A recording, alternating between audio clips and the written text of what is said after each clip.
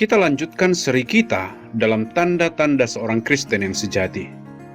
Di dalam kitab Roma pasal 12, ayat 12 bagian kedua, dikatakan bahwa kita, semua orang-orang Kristen, akan sabar dalam masa kesesakan.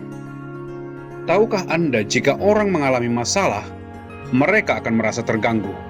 Mereka akan sangat marah dan frustasi. Bertanya-tanya mengapa dia harus dalam masalah. Tetapi kita yang sungguh percaya, orang yang sungguh sudah menerima Yesus sebagai juru selamat kita, kita yang mengetahui bahwa dosa-dosa kita sudah dibayar di atas kayu salib, kita yang mengetahui kalau kita akan memiliki hidup yang kekal, yang penuh damai yang menakjubkan, sukacita bersama dengan Allah di dalam surga yang baru dan bumi yang baru.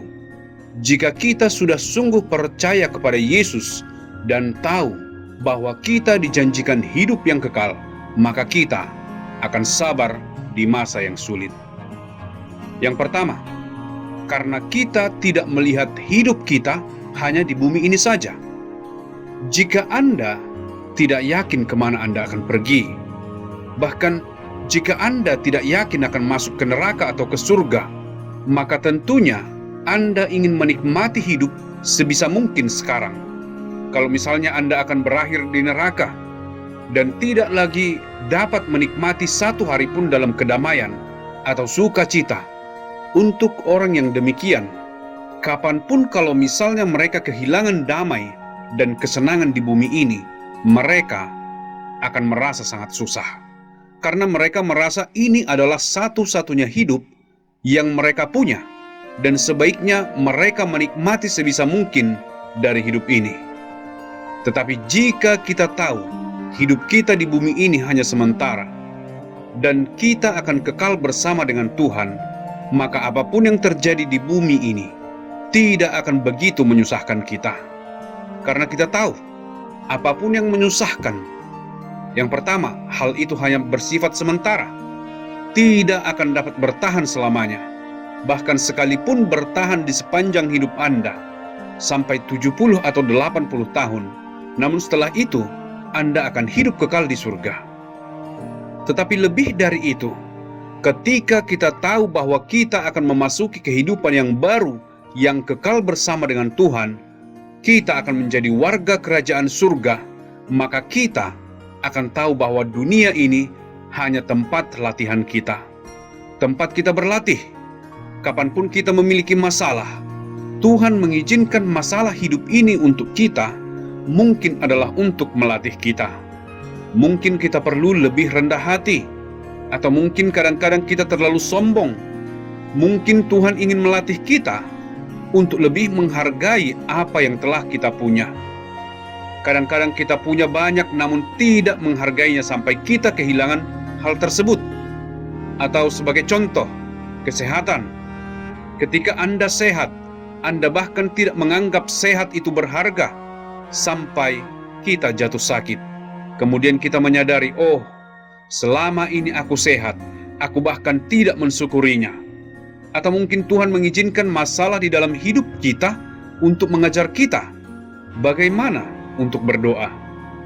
Banyak dari kita yang menjalani hidup ini hampir tidak punya waktu untuk Tuhan. Kita terlalu sibuk dengan diri kita. Kita bahkan tidak berbicara kepada Tuhan.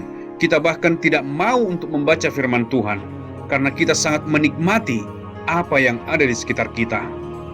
Tetapi ketika masalah datang, seperti contohnya, ketika COVID datang, tidak ada tempat untuk kita bisa pergi. Kita tidak boleh pergi keluar.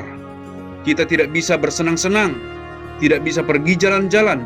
Kita tidak bisa bepergian, dan kita terkurung di rumah. Anda tahu ketika kita ada di rumah, kita punya banyak waktu, lebih banyak waktu untuk berdoa.